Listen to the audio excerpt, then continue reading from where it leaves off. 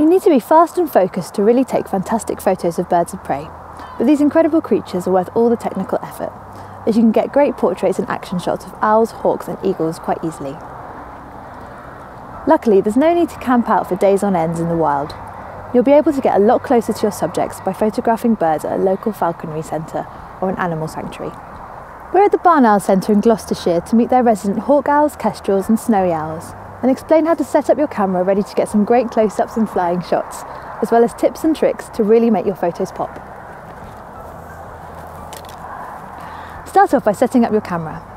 Your Nikon DSLR can take decent shots with just a kit lens if you're able to get as close to your feathered subject as we have, but a telephoto zoom lens like this 55 to 300mm is a better starting point for wildlife photography. When using long telephotos, a quality tripod is a big help too for any shot that you can set up in advance, such as my portrait shot of this eagle owl.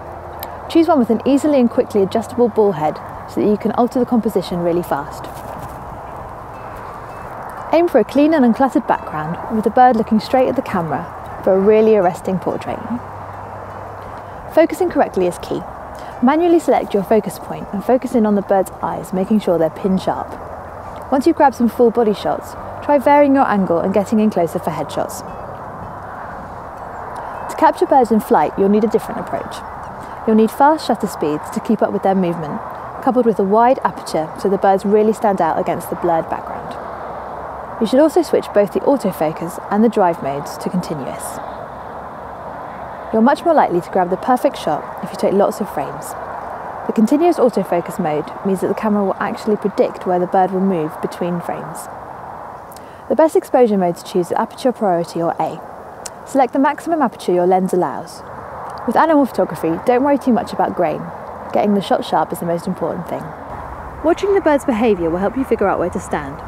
Large birds like to take off into the wind, so stand upwind for a better shot of their heads and wingspan.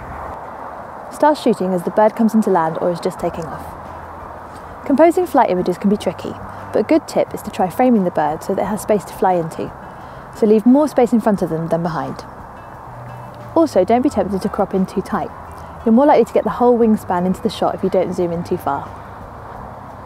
Lastly, take lots of shots and don't expect to get it right first time. Following fast-moving subjects with telephoto lenses is a skill that takes a good deal of practice and perseverance, but when you get it right, the results can be spectacular.